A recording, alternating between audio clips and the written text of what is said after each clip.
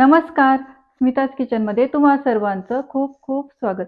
उन्हाळा जवळ आला आहे आणि आता हिवाळ्यामध्ये आपल्याला ज्या भाज्या मुबलक प्रमाणात मिळत होत्या, त्या आता आपल्याला मिळणार नाहीत आणि त्यामुळे आपल्या गृहिणीला आता स्वयंपाकामध्ये काय करावे याचा नेहमीच प्रश्न पडत असतो.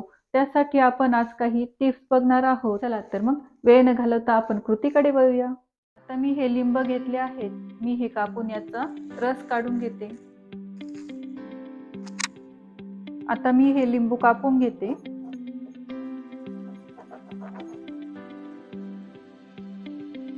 असे कापून झाल्यानंतर मी आता हे पिळून घेते. बाऊल आणि एक गाळणी घेतली आहे. यामध्ये हे पिळून घेते म्हणजे याच्या बिया सेपरेट होतील. मी असा 2 लिंबांचा रस काढून घेतला आहे.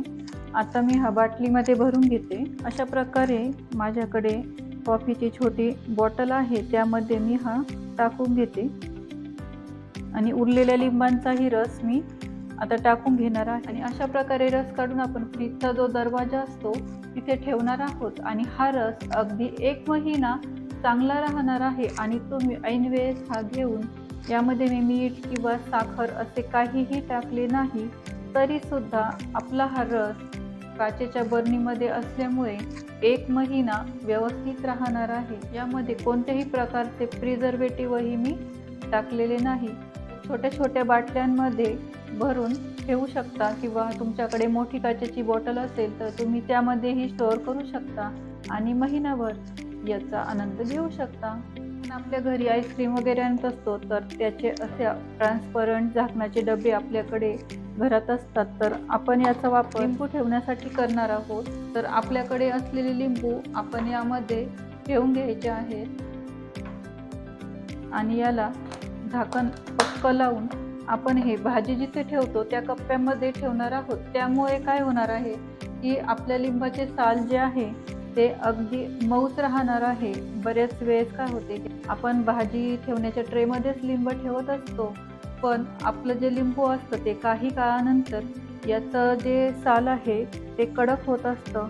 पण आपण अशा प्रकारे डब्यामध्ये ठेवल्यामुळे त्याचे साल अगदी ताजेच राहणार आहे आणि तुम्हाला या स्वरूपात मिळणार आहे.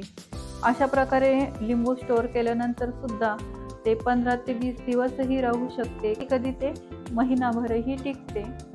मी असे घरचे छोटे छोटे कारले घेतले आहेत. हे अगदी कोवळे आणि छान आहेत. हे आता मी बारीक बारीक कापून घेणार आहे. तर याचा सुरुवातीचा हा भाग आपण काढून टाकणार आहे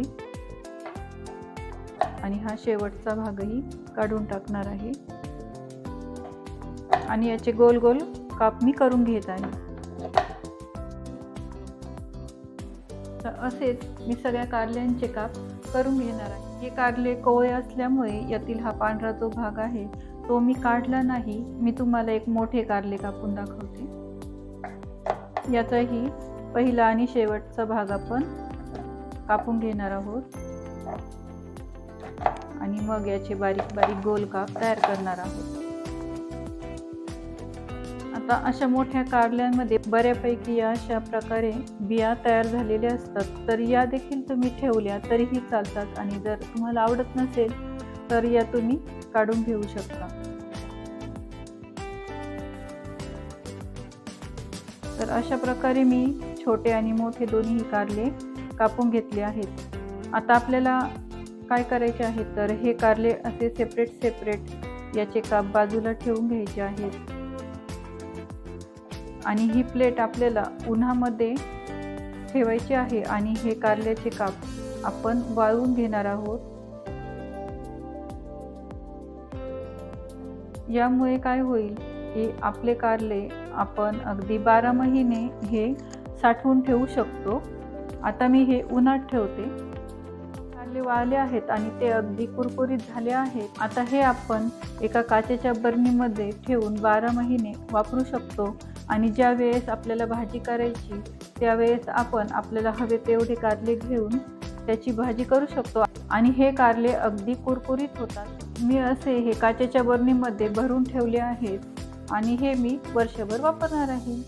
ज्याप्रमाणे मी कारले वाळवून घेतले त्याचप्रमाणे गाजर आणि बीट हे देखील वाळवून घेतले आहेत. बीटचा मी अशा प्रकारे किस करून ठेवला आहे आणि हा मी कधीही वापरू शकते. त्याचप्रमाणे मी गाजरही गोल कट करून वाळवून ठेवले आहेत. हे आपण मसाले भातामध्ये ऐनवेळेस टाकू शकतो. ज्यावेळी गाजराचा सीझन नसेल त्यावेळेस आपण मसाले भातामध्ये हा गाजर वापरू शकतो. त्याचप्रमाणे हा बीटचा किसही वापरू शकतो.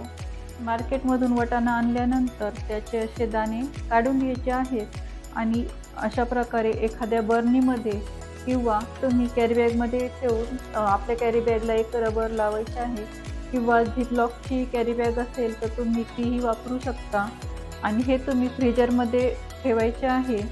याला बॉईल करायचे नाही किंवा कोणतीही प्रक्रिया करायची नाही. फक्त आपण सोलून पाणी न लावता पण हे फ्रीजमध्ये ठेवायचे आहेत. आता मी हे फ्रीजमधून काढले आहे यामुळे तुम्हाला इथे पाणी दिसते आहे. तर मी हे वाटाणे असे स्टोअर केले आहेत आणि अगदी हिरवेगार आहेत आणि मार्केटमध्ये जसे मिळतात त्यापेक्षाही अगदी छान राहतात, अगदी टवटवीत राहतात. अशा प्रकारे ज्यावेळेस आपण ते उकळतो त्यावेळेस ते सुरकतून जातात, पण या प्रकारे केल्यानंतर ते अगदी छान राहतात. तर तुम्हीही नक्की ट्राय करा आणि मला कमेंट करून नक्की सांगा.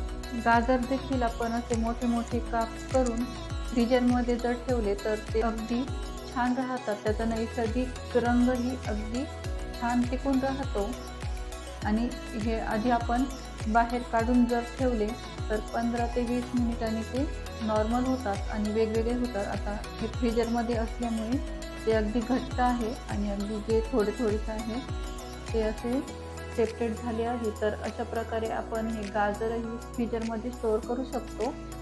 त्याचप्रमाणे मी एकदा 4-5 महिन्यापूर्वी जेव्हा हे काश्मीरी गाजर येत होते तेव्हा ते आणले होते आणि मी किसले, पण मला हलवा करायला वेळ भेटला नाही. तर मी ते अशा प्रकारे एका प्लॅस्टिकच्या बर्नीमध्ये स्टोअर केले आहेत आणि तेही अगदी छान आहेत.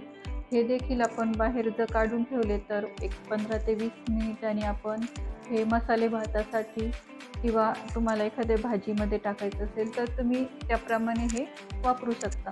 याचा देखील नैसर्गिक रंग टिकून आहे. त्याचप्रमाणे जे ओले नारळ असते ते आणल्यानंतर आपण जर फ्रीजमध्ये तसंच ठेवले तर ते चिकट होते, पण मी अशा प्रकारे एका प्लॅस्टिकच्या डबीमध्ये ठेवून ते फ्रीजरमध्ये ठेवले आहे आणि ते अगदी छान आहे आणि चिकटही झालेले नाही. तर हे 15-20 मिनिटांनी ठेवल्यानंतर मी हे वापरणार आहे. तर ह्या प्लॅस्टिकच्या डब्यामध्ये मी आवळे स्टोअर केले आहेत आणि ह्या आवळ्यांना 1 वर्ष झाले आहेत तरी देखील हे अगदी व्यवस्थित आहेत. मी तुम्हाला उघडून दाखवते. हे बघा, हा आवळा अगदी छान आहे, अजूनही व्यवस्थित आहे. हा मी 1 वर्ष साठवून ठेवलेला आहे. यामध्येही कोणतेही प्रिझर्वेटिव्ह वापरले नाही आणि आपण हे नॉर्मल झाल्यानंतर याचा रस काढून केसांना वगैरे लावण्यासाठी आपण हे वापरू शकतो.